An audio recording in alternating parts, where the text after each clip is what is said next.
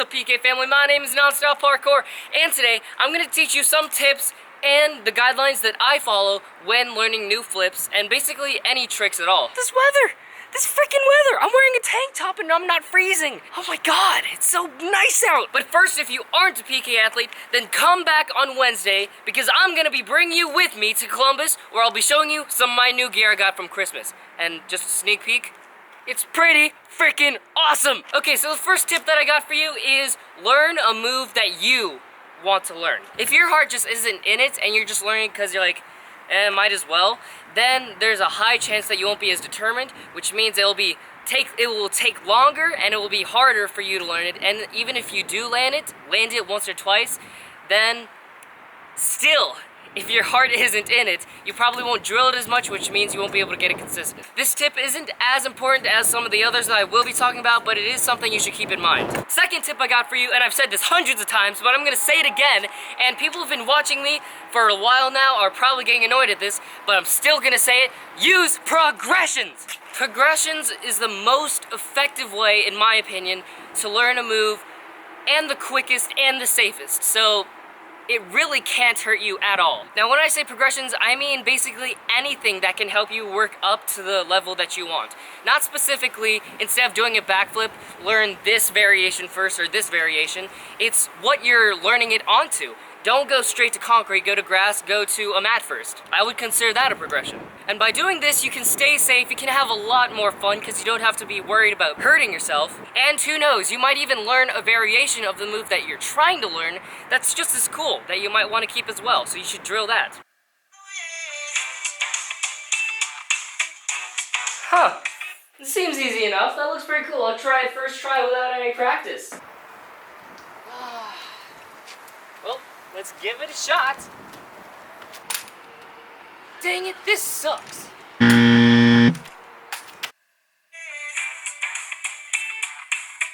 Huh, that looks really cool. But since I've never done it before, I should probably use progressions.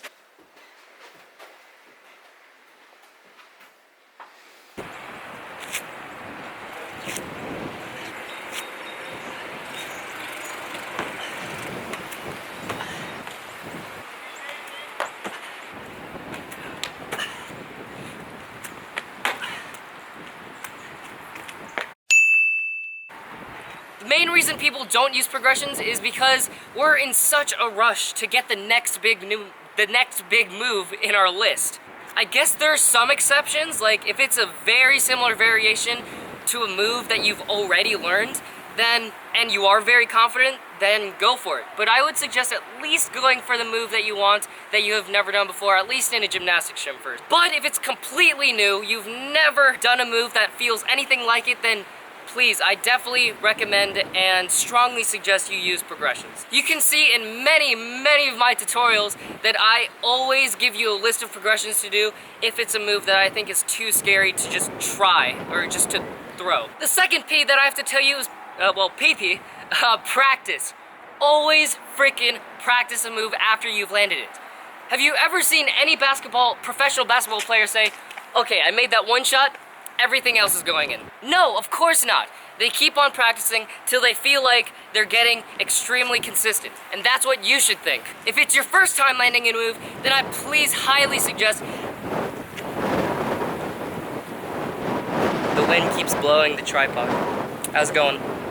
If it's your first time landing a move, then don't say just, oh yeah, it's on lock. That's one step. Landing is like one step of the many steps that you need to take to learn a move consistently. Because if you wait 4 weeks and then you're like, I feel like I want to do that move now, there's a high chance that your muscle memory is very shaky and you may not be confident and you might bail. So I recommend training the move for at least 20 minutes for the next 3 days after you land that move, just so that you get a consistent muscle memory going. Yes! Come on! Yes!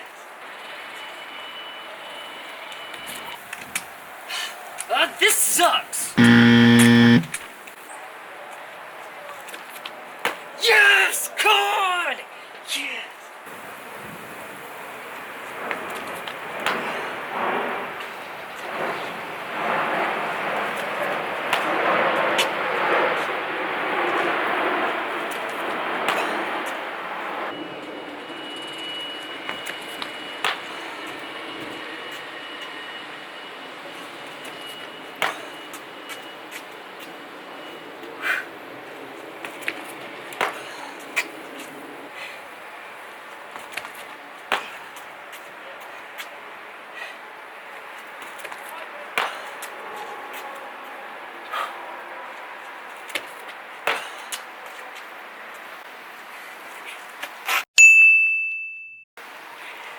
The next tip that will help you immensely is to reach out to others. There's something about a friend or instructor telling you specifically what's wrong in the real world that a video on YouTube, might not be good for myself, a video on YouTube just won't do.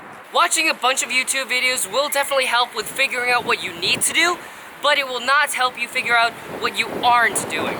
Because no matter how much a YouTube video covers, I have no idea if the sound is doing horrible right now, it can't tell you specifically every little thing that you're doing wrong or that you need to do right that an instructor or a friend can. Because the friend or instructor is seeing it firsthand in real life, whereas a person on YouTube can only assume what you're doing wrong or what you need to do right. Okay, this next step is slightly contradicting my last one, but do research on that move. Just like everything else, you need to start somewhere. And doing some research, figuring out what the general technique of a move is the best way to do that. So look up YouTube videos, look up how-to tutorials, look up all of that stuff. It can only help. The next tip is probably one that I've used most of all, not just because it's good for YouTube footage, but also because it's good as a visual aid to learn what I'm doing wrong. And that is record yourself in all of your attempts when you're trying a new move. If you record all of your fails and bails, then you can just compare it to any YouTube video or record your instructor or a friend that can do the move that you want to do, and then compare the two, and then just fill in the gaps. When I say fill in the gaps, I mean just change whatever you're doing wrong so that you can correct bad habits or correct other things that you need to land the move.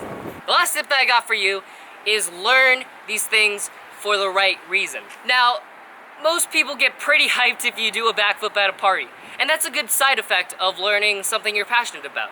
But if you only learn the backflip to impress others, there's other basic moves that you will need to learn all these other crazier moves that won't impress people. And if it doesn't impress people, that probably means that you won't be as determined to learn it.